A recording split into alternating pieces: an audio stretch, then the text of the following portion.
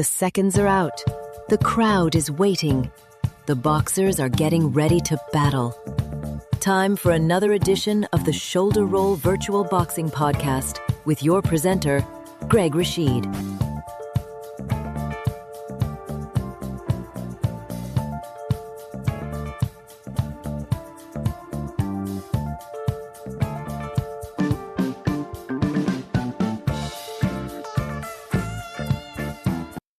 Well, I want to say swadee krap to everyone out there. This is Greg Rashid. Yes, live in Thailand, Bangkok, Thailand to be exact, with another edition of the Shoulder Roll Virtual Boxing Podcast. If you're new to the program, what we do on here, we do fantasy fights. We create fights out of computer games, card and dice games, just mix things up and create these fantasy fights. And I know if you're listening in, you're a boxing fan, you probably wonder, well, what would happen if Muhammad Ali fought Mike Tyson? So that's what we're doing here. Make fantasy fights. And today's fantasy fight, which is easy for me to say, fantasy fight is going to be Ernie Shavers in the heavyweight division versus Tommy Morrison. And they kind of cross paths more or less near Shavers the end of his career. But what would happen? I mean, they were two bangers. They really hit hard. And also what we do on this program, we talk about real boxing. What's going on in the real world, also in other grappling arts, martial arts, MMA, you name it. We talk about it on the show. And finally, we end the program with a little music, and that's why I call it a boxing variety show. And I know a lot of you listen at your convenience on various platforms, and we're getting so many people in Britain. I want to say hi to all my friends in Great Britain. Hope to get there sometime. You know, I really enjoy the program and you loving this program. Let me know any fantasy fights that you want out there in Britain or any country out there. And also, I know a lot of you who don't listen at your convenience will listen at your convenience in a different way every Sunday afternoon at 3 p.m. Mountain Time on KUHSdenver.com, created by the one and only legendary, the great Henry Archuleta.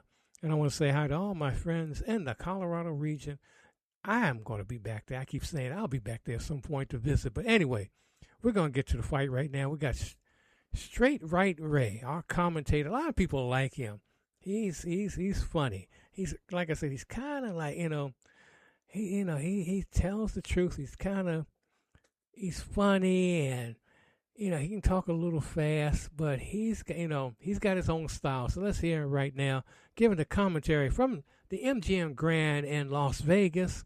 This is going to be Morrison versus Shavers on the Shoulder Roll Virtual Boxing Podcast. Hey, fight fans. The popcorn is popping, the punches are bopping, and I'm Straight Right Ray, dropping some boxing knowledge for this evening's main event here at the MGM Grand in Las Vegas. We're about to witness a 12-round heavyweight showdown between two hard-hitting veterans of the squared circle. In the blue corner, wearing the white trunks with green trim, hailing from Jay, Oklahoma, and tipping the scales at 220 pounds even, is the former WBO heavyweight champion of the world, Tommy the Duke Morrison. Morrison burst onto the scene in the late 80s as a hard-punching southpaw with movie star looks and genuine knockout power. He turned pro in 1988 and quickly racked up an impressive string of victories, including a highlight reel stoppage of James Tillis and a dominant decision over Joe Hip. His career peaked in 1993 when he captured the vacant WBO title with a fifth-round knockout of George Foreman in one of the most exciting heavyweight fights of the decade. Tommy's left hook is legendary. It's the same weapon that put away Foreman and nearly ended the career of many others. He's got good hand speed for a big man, a solid chin when he's fresh, and that Oklahoma toughness that makes him dangerous until the final bell. But he's also been through some wars, battled injuries, and shown vulnerability when opponents can weather his early storms and turn the tide in the later rounds. In the red corner, wearing the black trunks with red trim, from Cleveland, Ohio, weighing in at 215 pounds, is the man they call the Acorn, Ernie Shavers. Shavers is one of the most feared punchers in heavyweight history. He turned pro way back in 1969 and built a reputation as a knockout artist who could end a fight with a single right hand. He's faced the very best. He went the distance with Muhammad Ali in 1977, dropping the champion before losing a narrow decision. He nearly took out Larry Holmes in 1979 with that thunderous right, and he holds victories over Jimmy Ellis, Jimmy Young, and a young Michael Dokes. At his peak, Shavers had legitimate one-punch KO power that made heavyweights tremble. Even now, years removed from his prime, that right hand remains a load weapon. He's a pressure fighter who likes to cut off the ring, bob and weave, and unload heavy artillery once he gets inside. His chin has held up through some brutal wars, but age and mileage have slowed his legs and made his gas tank a question mark in longer fights. Both men have been in with legends. Both carry heavy hands. And tonight, under the bright lights of the MGM Grand, we're going to find out who still has what it takes when the leather starts flying. The fighters are in their corners. The referee gives his final instructions. The crowd is on its feet. There's the bell for round one.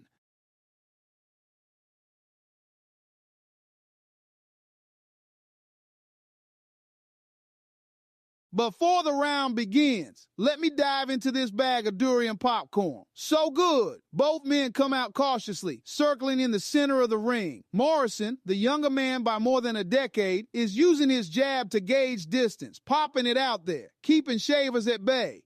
Shavers is moving forward, trying to cut off the ring, but he's not rushing in recklessly. Morrison throws a probing right hook that glances off Shavers' glove. Shavers responds with a stiff jab of his own that lands on Morrison's shoulder. They're feeling each other out, both respecting the power in the other's hands. The pace is deliberate, almost like two heavyweights measuring the temperature of the water before they dive in.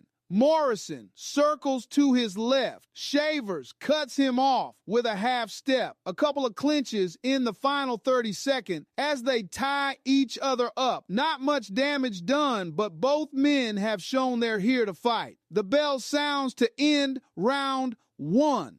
A feeling out round for both. Here comes round two. Morrison steps out with more purpose this time. He's pumping that jab, snapping Shavers' head back repeatedly. Shavers tries to slip inside, but Morrison is quicker on his feet tonight, pivoting away and landing a sharp left hook to the body. Shavers blocks a right hand but eats another jab. Morrison is outworking him, using his hand speed to land combinations. Jab, jab, left hook to the ribs. Shavers is covering up, trying to find his range, but Morrison's punches are finding their mark. The crowd starts to get into it as Morrison lands a solid right cross that forces Shavers to take a small step back. Shavers throws a big right hand that misses by a foot as Morrison dances away. Morrison continues to pepper him with jabs and hooks that Shavers simply cannot avoid cleanly.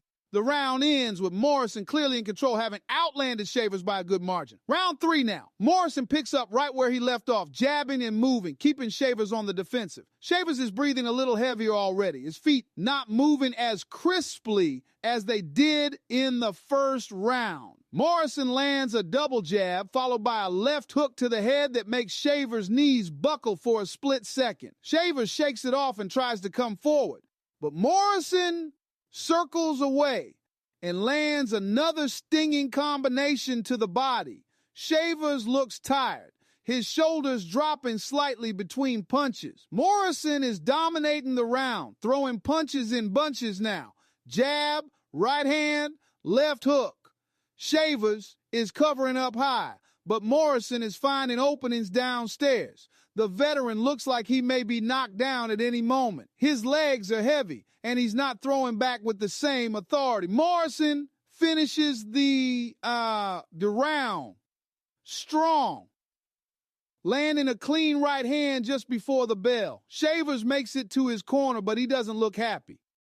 Round four. Shavers comes out covering up more defensively, trying to weather the storm. Morrison continues to pepper him with punches, jabs snapping the head, hooks to the body, the occasional right cross. Shavers is blocking a lot on his gloves and arms, but he's not offering much offense. About a minute and a half into the round, Shavers suddenly explodes. He slips a jab and unleashes a double left hook, first to the body, then a vicious one upstairs that catches Morrison flush on the jaw. Morrison's legs give way instantly, and he crashes to the canvas. The referee waves Shavers to a neutral corner and begins the count. 1, 2, 3, 4, 5, 6. Morrison beats the count at 6, rising on unsteady legs. His eyes look glassy. Shavers steps in aggressively now, bobbing and weaving, throwing heavy shots. Morrison is backed up against the ropes as Shavers batters him with lefts and rights to the head and body. Morrison covers up, trying to survive the onslaught. The crowd is roaring. Shavers pours it on until the bell finally rings to end the round. Morrison makes it back to his corner on rubbery legs, looking shaken. Round 5 begins. Shavers looks visibly tired as he comes out. He may have punched himself out with that big 4th-round rally. His breathing is labored, and his punches lack the snap they had earlier. Morrison, though still a bit wobbly from the knockdown, is able to jab Shavers at will. He circles and pops that jab, keeping Shavers at range. Shavers tries to rush in, but Morrison steps aside and lands a sharp left hook. Morrison is winning this round easily, outlanding the veteran and controlling the action. He mixes in body shots that make Shavers wince. Shavers throws a desperate right hand that sails wide. Morrison finishes the round with a nice combination, clearly back in control. The bell rings and Morrison returns to his corner with renewed confidence. Round 6, Shavers rushes out aggressively to ring center, looking to make something happen before his tank runs completely dry. He throws a solid left hook that crashes into Morrison's jaw. Down goes Morrison again. The referee counts 1, 2, 3, 4, 5, 6, 7. Morrison rises at 7. But he looks completely out on his feet, eyes unfocused. He staggers backward and falls into the ropes for support. Shavers steps forward, bobbing and weaving with bad intentions. He measures Morrison, then unleashes a crisp left cross followed by a devastating right uppercut that snaps Morrison's head back violently. Morrison collapses flat on his back in the center of the ring. The crowd is on his feet, screaming. Morrison struggles to get up, making it to one knee, then to his feet at the count of 9, but he's staggering badly, stumbling into the far ropes. The referee has seen enough. He jumps in, waving his arms and stopping the fight immediately. It's over. Ernie Shavers has won by technical knockout at 2 minutes and 2 seconds of the 6th round. What a dramatic turnaround. Shavers showed that old Acorn power is still there when it counts. Tommy Morrison fought bravely, but the veteran from Cleveland found the opening and ended it in emphatic fashion here at the MGM Grand. Let me return you to our Bangkok studios. This has been Straight Right Ray. Peace. All right, Straight Right. Another good fight. I actually thought that I thought it would end up in a draw for some reason with a lot more knockouts on both sides, but Ernie Shavers, Ernie would win that in real life. Ernie was tough, and he just took Morrison apart. But as long as Ernie didn't have to go like into the 8th round where he'd get a little tired. He was getting tired in the 2nd round in this one. But I hope you enjoyed that fight. And that fight was simulated by Legends of Boxing 2 PC game created by Gary W. Brown. Hope you enjoyed that. And any fights you want me to simulate on this program, be it men or women, let me know, and I'll be more than happy. Wherever you listen to this program, I'll be more than happy to simulate them on the show. But right now, we're going to go to a little bit of boxing history for the week, and we have the charming Felicia to give you the boxing update for this week in April. So take it away, Felicia. Hi, friends. This is your girl Felicia coming at you with the sweetest boxing history lesson of the week, April 12th through April 18th. Grab your popcorn, settle into your favourite chair, and let's travel back in time to some of the most memorable moments in the sweet science. I promise to keep it fun, fast, and full of little surprises. Starting on April 12th, 1997, Oscar de la Hoya stepped into the ring against the legendary Pernell Whitaker and walked out with the lineal and WBC welterweight titles. The Golden Boy showed the world he wasn't just a pretty face with flashy hands. He outboxed the slickest southpaw in the game. Whitaker was so smooth he could probably dodge raindrops.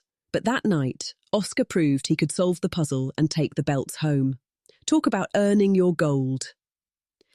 On April 13th, 2014, Manny Pacquiao reminded everyone why they call him Pac-Man. He faced Timothy Bradley in a rematch and regained his WBO welterweight title in convincing fashion.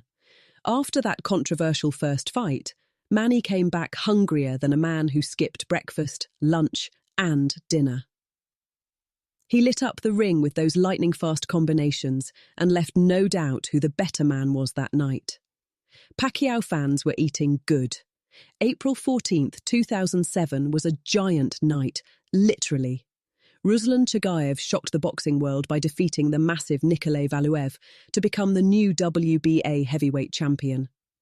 Valuev stood 7 feet tall and looked like he could block out the sun, but Chagayev danced around him like a man avoiding an angry bear at a picnic. He outworked the giant and walked away with the title. Sometimes the smaller guy really does win, especially when he brings smarter feet and a bigger heart. Now, April 15th, 1985. Buckle up. Because this one is pure fireworks. Marvin Hagler and Thomas Hearns gave us what many still call the greatest 3 rounds in boxing history. 3 minutes of non-stop violence, power punches, and pure heart.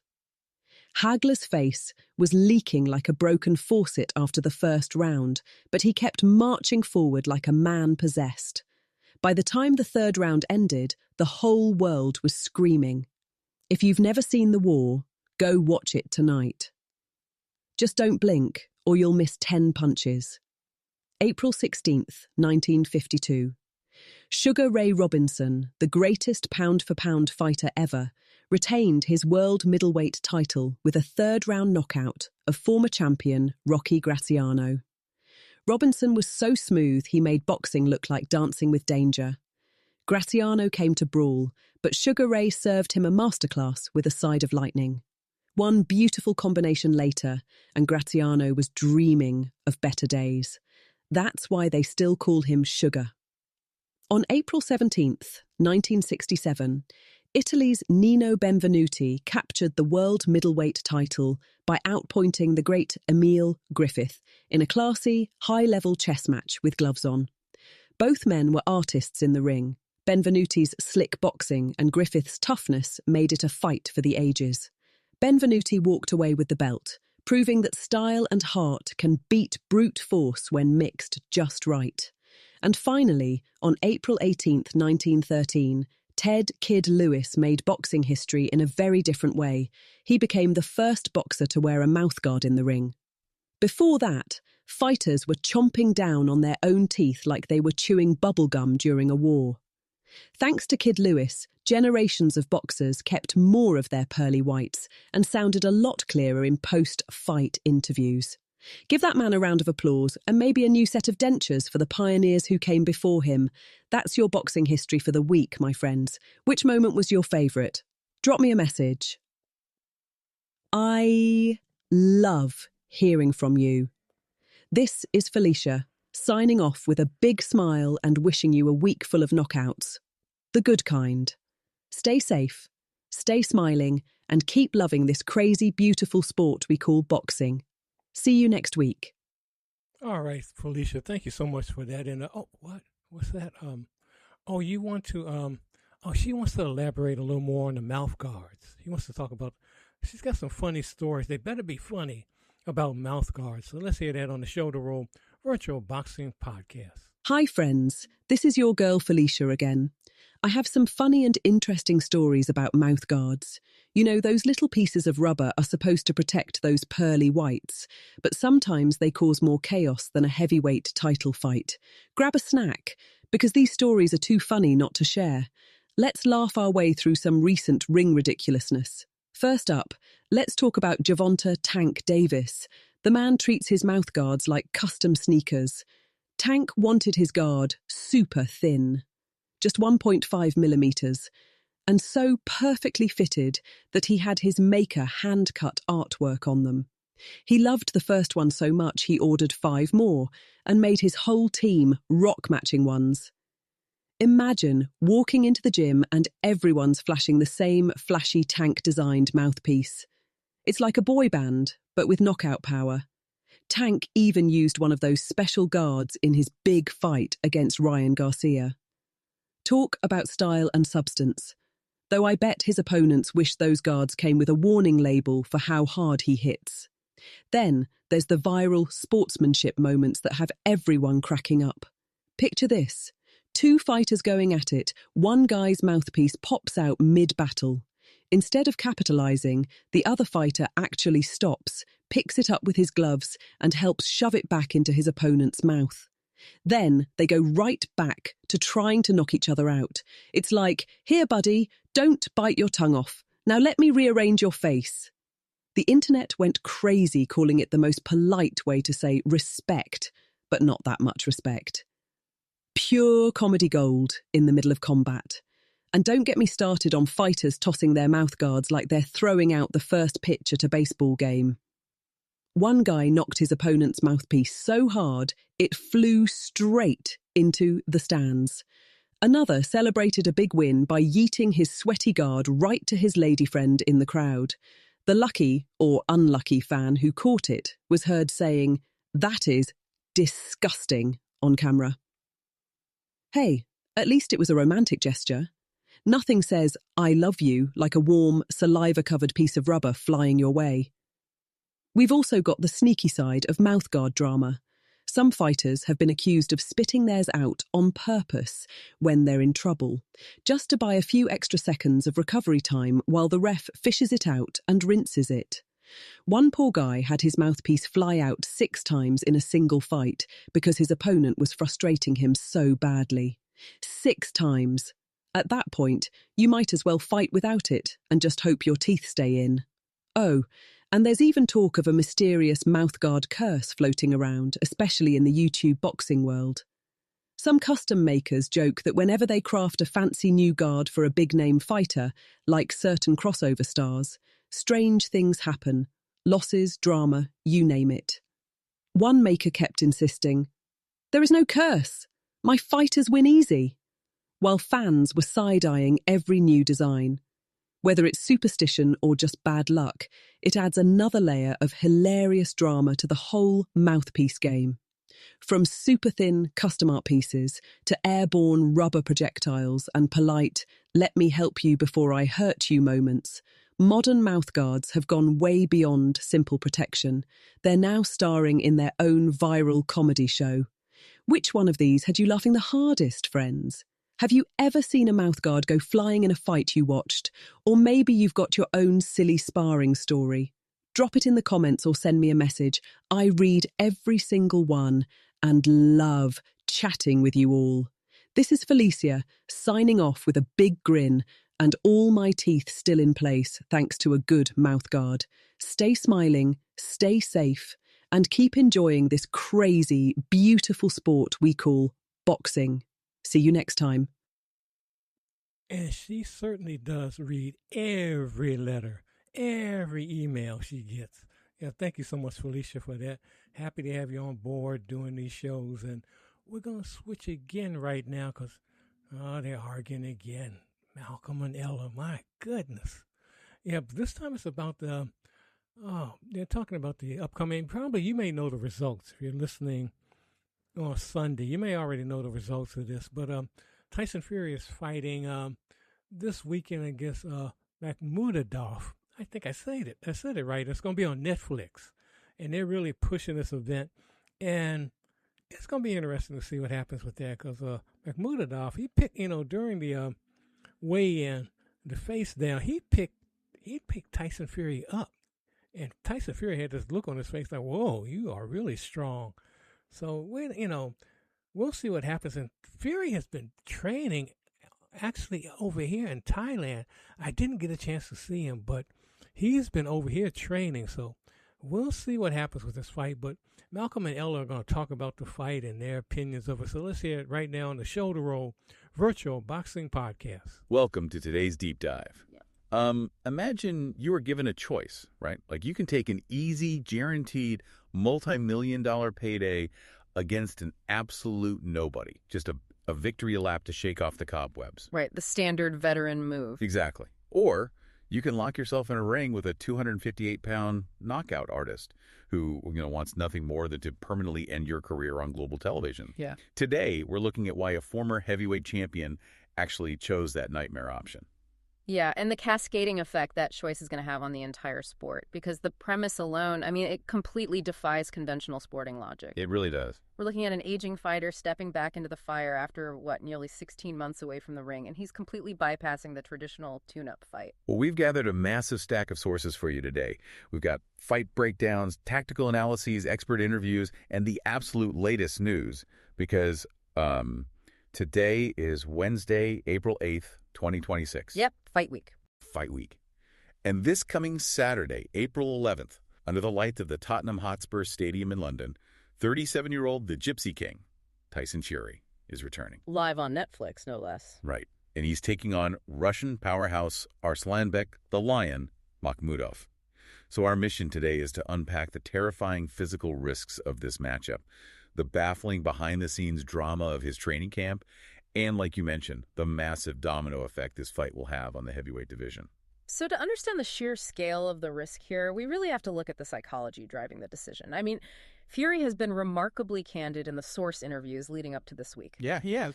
He claims he physically cannot get hyped for easy fights. Like, if he shares the ring with someone he doesn't respect as an absolute threat, he loses his concentration. He actually joked to reporters that he could step into the ring at 35 stone, which is, 490 pounds? Something crazy like that, yeah. And he said he could still beat lesser heavyweights at that size. He's outright stating he requires the visceral, immediate fear of a dangerous opponent to force his brain to engage. Exactly. He deliberately chose Makhmudov because he knows that if this specific opponent lands just one clean punch, the fight is over. Fury refuses to be a passive participant, or a highlight reel on someone else's record. Right. So he's utilizing the threat of a devastating knockout as a psychological trigger to snap his focus back into place. Which is wild. I mean, I was reading the interview with Dave the White Rhino Allen in our source stack, and his warning to Fury actually sent a chill down my spine. Oh, the 2025 fight? Yeah, Allen went 12 agonizing rounds with Makhmudov in late 2025. And he said, Makhmudov doesn't just punch you, he literally eats through your guard. So how do you even prepare for power that simply ignores your defensive shell? Well, you're hitting on a pretty terrifying physical reality of heavyweight boxing. Usually a standard boxing guard works by distributing the kinetic energy of a punch across your forearms in padded gloves, right? That protects your brain from the shockwave. Yes, standard mechanics. But Allen noted that Makhmudov has this bizarre physiological advantage. His bone density, combined with the sheer ungodly torque he generates from his hips, means the kinetic energy doesn't disperse upon impact. Wow. It transfers straight through the defending fighter's forearms, crashing into the skull regardless of the block. And the raw statistics definitely back up that terrifying anecdote. I mean, the bio of Arslanbek Makhmudov reads like the script of a horror movie. He is a 6'6" giant stepping onto the scales at 18 stone 6, or roughly 258 pounds. You have a 76-inch reach. Right. But the alarm bells really start ringing when you look at his professional record. 21 wins, 2 losses. 19 of those wins are by knockout. Which gives him an 86% KO ratio. And the timing of those knockouts is even more concerning, actually. 13 of those finishes happened in the very first round. That is insane. He possesses this deeply unsettling mechanical aura in the ring, too. Like, he has a bizarre habit of constantly twitching his neck and readjusting his posture between exchanges. Yeah, I saw that in the footage. It makes him look less like a boxer and more like an unstoppable machine programmed solely to walk forward. So if you can't block the power because it eats through your guard, I mean, your only tactical option is to not be there when the punch lands, right? Right. Which sounds brilliant in a textbook, but how does an aging, historically heavy-footed Tyson Fury survive a machine programmed to walk him down? Well, by exploiting Makhmudov's aggressive momentum, our tactical breakdowns reveal a pretty glaring mechanical flaw in the Russian's game. He prefers to be constantly on the front foot, throwing heavy combinations without regard for what might come back. However, his lower body mechanics and his balance are exceptionally poor. When he throws his straight right hand, he significantly overthrows the punch. And when a 258-pound man throws a right cross with bad intentions but hits empty air, I mean, all that forward momentum has to go somewhere. Exactly. It violently yanks his right shoulder forward, which naturally pulls his left hand away from his chin. It's sort of like swinging a heavy sledgehammer on ice if you miss the target. Your own unspent kinetic energy spins you out of control, leaving your entire left side completely exposed. And that is the exact vulnerability Fury's camp is going to look to exploit. Because Makhmudov fails to bring that left glove back to his chin defensively, he is highly susceptible to straight 1-2s right down the pipe. And lead uppercuts. Lead uppercuts, counter left hooks, you name it. Furthermore, he possesses incredibly slow, heavy feet. He doesn't utilize head movement. He doesn't roll under incoming punches. He just simply stands very upright and walks straight into the line of fire. Our sources also highlight a very specific biological kryptonite for a guy this massive, which is dedicated body work. Right. Ajit Kabayal and Guido Vianello laid out the definitive blueprint in Makhmudov's 2 professional losses. They proved that Makhmudov's imposing frame is actually a massive liability when targeted correctly. He completely crumbles under sustained strikes to the midriff. Which comes down to pure physiology. You know, when a fighter takes a heavy focused shot to the liver or the solar plexus, the diaphragm spasms, the body experiences this sudden, violent oxygen deficit. The brain literally panics. Yeah, subconsciously. The central nervous system forces the fighter's arms to drop to protect the failing vital organs, which leaves the chin wide open. You can possess an iron jaw, but you cannot outwill a liver spasm. You really can't. And if you were building a fighter in a laboratory to exploit those exact biomechanical flaws, you'd construct a prime Tyson Fury. I mean, he stands 6'9" with an 85-inch reach. Massive advantages. And at his peak, he possesses incredibly fast feet for a super heavyweight. He also fluidly switches between an orthodox stance, leading with his left hand, and a southpaw stance, leading with his right. Imagine trying to solve a complex puzzle that mirrors itself every 10 seconds. It's a nightmare for the opponent. It completely paralyzes an opponent's timing, especially a slow-footed opponent who desperately needs you to stand still to land his power. So the strategy seems elementary, right? Stay on the outside, force the heavier man to chase shadows, use lateral footwork, and mercilessly target the liver. I mean, that is the textbook path to a boxing masterclass, but executing that strategy requires absolute, unwavering discipline, infinite patience, and elite ring IQ over 36 minutes. Okay, but if this game plan requires absolute neurological perfection and laser-focused discipline to avoid a single catastrophic punch, why on earth has Fury completely blown up his traditional training environment and exiled himself to a coastal suburb in Thailand? That is the big question. The sources outline a deeply concerning situation that Fury is proudly calling his Clubber Lang camp. Clubber Lang, like from Rocky III. Exactly. He deliberately isolated himself in Pattaya, Thailand, working primarily with a Thai-born coach named Junior Robert McInnes.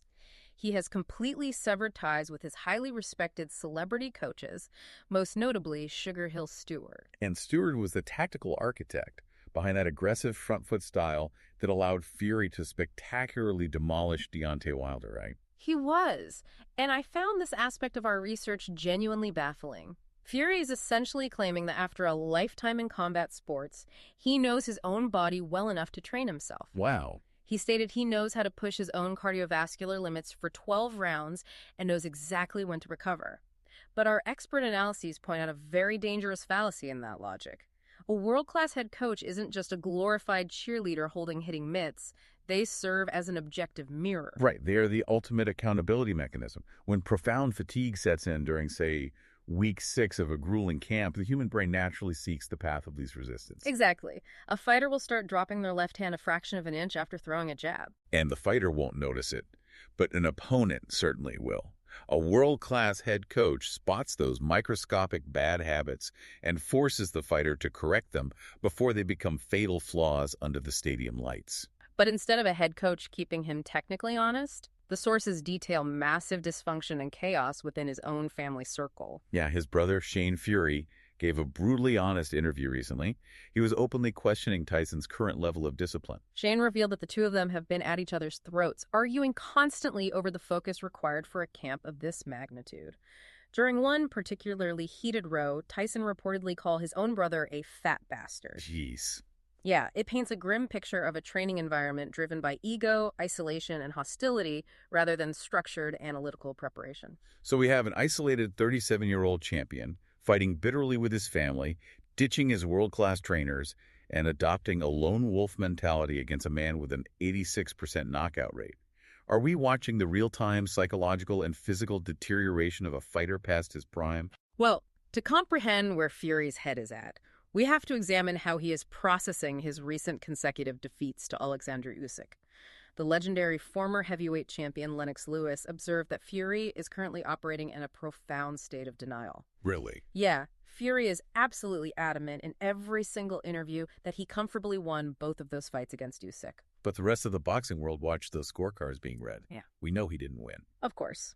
But Lewis points out an incredibly nuanced aspect of elite sports psychology. This delusion isn't necessarily a sign of madness. It might be a functional requirement. Oh, so? Elite athletes often require a psychological armor that looks like pure arrogance to the rest of us. If Fury genuinely internalizes that he was fairly beaten, that his reflexes are fading and his punch resistance is softer, the primal fear of stepping into a ring with a 258-pound killer like Makhmudov might paralyze him. That makes a lot of sense. By convincing himself, he remains the undisputed, undefeated linear king, the man who beat the man who beat the man. He generates the artificial confidence required to simply make that walk to the ring. Right, but you can manufacture confidence in your own mind, but you cannot outthink physical reality. The footage of Fury over the last 16 months is deeply concerning. It is. We saw the tabloid clips of him face-planting onto the pavement outside a pub. We saw the candid photos from his holiday in Malta, where he looked heavily out of shape, even by his own fluctuating standards. It immediately brings to mind the disastrous Francis Ngannou fight from a couple of years ago. The parallels are incredibly striking. In that specific fight, Fury vastly underestimated a man known primarily for raw, unrefined, heavy-handed power. Yeah, Ngannou fought entirely outside the traditional, predictable rhythms of a trained boxer. He stood off, refused to bite on Fury's feints, and simply waited for Fury to get careless. And the moment Fury relaxed his guard, Ngannou dropped him with a devastating left hook. If Fury brings that exact same complacency to Makhmudov, who, by the way, actually has a lifetime of amateur and professional boxing mechanics backing up his raw power, it's a catastrophic mismatch. That narrative of a sluggish, out-of-shape Fury was the prevailing theory among analysts until the official weigh-in completely flipped the script. Oh, right, the weigh-in. Tyson Fury officially tipped the scales at 20 stone, 1 pound, or roughly 281 pounds. And that specific number changes everything about how we project Saturday night's tactics. Like, 281 pounds sounds absolutely massive to a casual observer, but for Tyson Fury, that is his lightest official fighting weight since he fought Dillian White back in 2022. It's a huge drop for him. Usually when he fights big, dangerous punchers like the Deontay Wilder rematches, he comes in much heavier, in the 270s or 280s. He does that so he can physically lean his massive frame on them in the clinch. Right, carrying a heavy man's weight on the back of your neck absolutely drains the lactic acid in your legs. Exactly. But coming in significantly lighter signifies a completely different tactical mindset. It means he is prioritizing oxygen management and lateral agility. He knows he cannot just stand like a statue in the center of the ring and trade heavy leather with Makhmudov. He has to move. The unexpected weight drop implies that, despite the chaotic training camp and the familial arguments, Fury inherently understands the strict biological requirements of this specific fight. He needs the supreme cardiovascular endurance to bounce on his toes, dart into the pocket for those liver shots, and pivot safely out of danger before the counterhook lands. So the body might be physiologically primed, even if camp was a psychological mess. But moving from the tactical mechanics to the business side, the staging of this event is just as anomalous as the training camp. This is a massive, world-level heavyweight clash broadcast globally on Netflix. The potential audience size completely eclipses traditional niche boxing networks. And yet, our sources continuously highlight an eerie, almost uncomfortable silence surrounding the marketing of the event. It's been so quiet. Traditional boxing broadcasting relies entirely on active capture. On a platform like DAZN or Sky Sports Box Office, promoters have to convince a fan to actively pull out their credit card and spend $80 for a single night of entertainment. Right. That high friction requires months of aggressive, loud, table-flipping press conferences to manufacture bad blood and narrative tension to justify the price tag. But Netflix operates on a model of passive capture. You already pay the monthly subscription fee.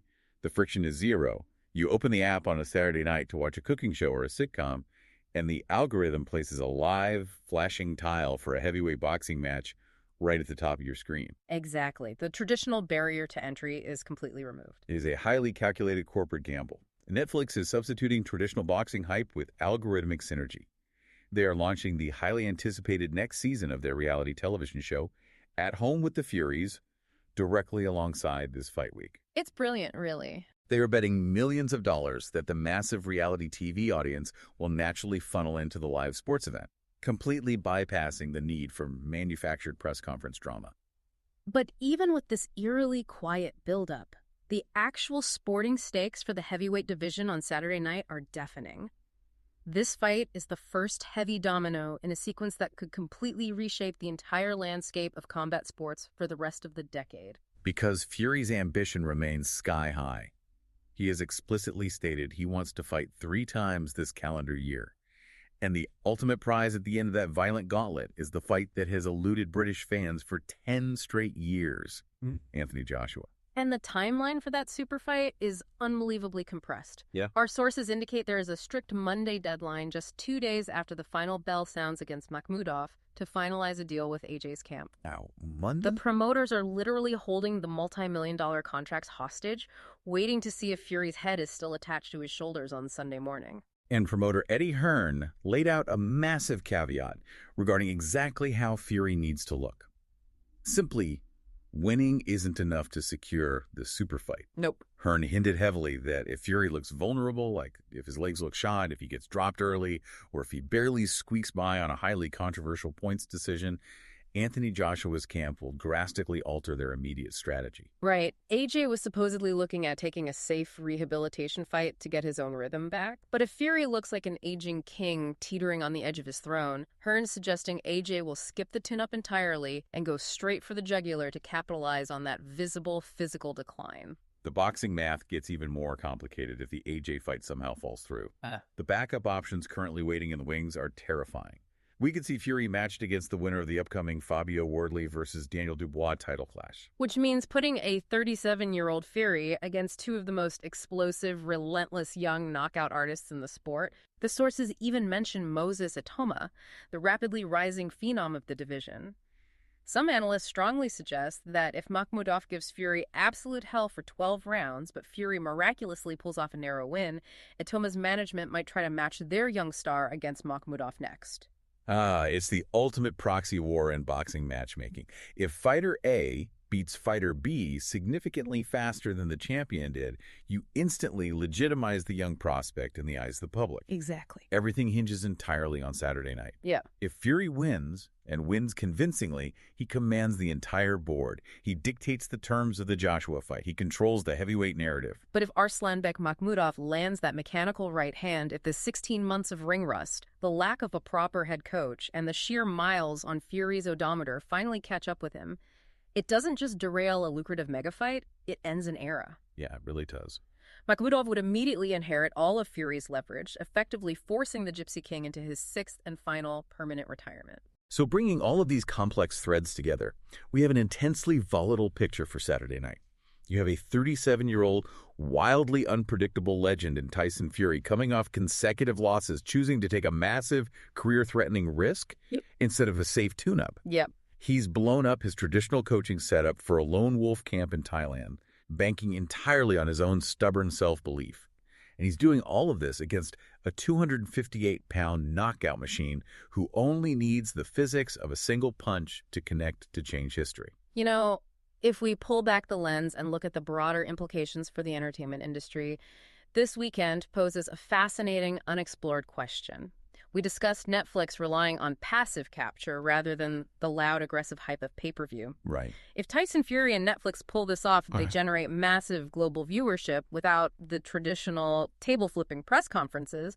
Consider what happens to the bad boy persona in combat sports. Yeah, that's interesting. If a promoter no longer needs a fighter to manufacture outrage and act like a villain just to convince fans to part with $80, does the entire era of the manufactured heel die with this fight? Will future fighters be allowed to just be athletes rather than reality TV antagonists? That is a phenomenal point to chew on. The business model dictates the behavior. Yeah. And if the business model changes fundamentally on Saturday, the behavior of every upcoming fighter might change right along with it. Exactly. Well, we'll see if the algorithm wins, and more importantly, we'll see if Fury makes it across that tightrope. Thank you so much for joining us on this deep dive. Keep asking questions, keep looking past the headlines, and whatever happens, enjoy the fight this weekend. We'll see you next time. Now, you know for a fact that heels and heroes are not going anywhere. they're going to still promote these fights with a villain and a good guy, or a good woman. They'll always do that. So it's not going to change. I mean, Netflix is doing this now, but it basically comes down to selling tickets, and it's going to, that's not going to change. But besides that, I agree with what Ella and Malcolm were talking about on that. Good report there that they did. And are you going to look at that fight, by the way? Are you going to check it out on Netflix?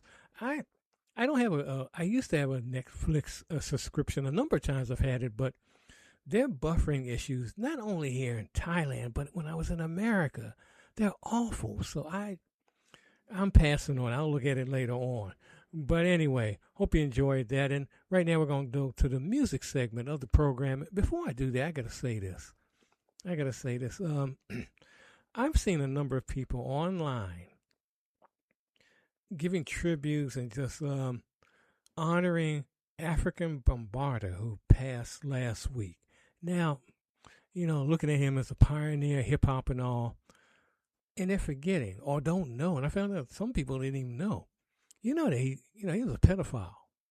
His Zulu Nation, all that he was talking about, that was like a little pedophile ring that he would get kids and just do things to them. It's awful. And if you don't know that, Google it and look at some of the testimony of some of the victims at the trials. This is not someone to celebrate.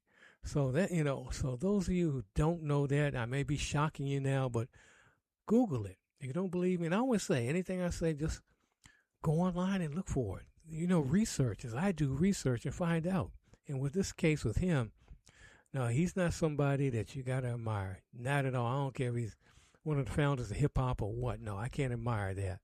But anyway, and I played this music way back when, years ago on some of my older shows, but nope, you can't, I don't go for that at all. But anyway, we're going to get to some music here, some decent music by a group out here, Jade Mystique, and this is Harmony for All. So let's hear that on the Shoulder Roll Virtual Boxing Podcast.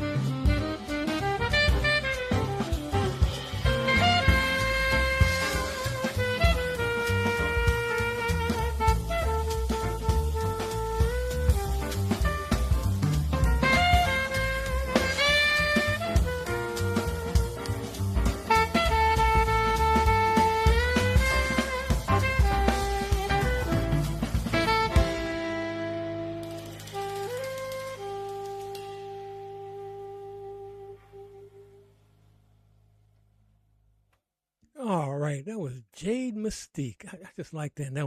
I like all this stuff. And that was Harmony for All. Hope you enjoyed that on the Shoulder Roll Virtual Boxing Podcast.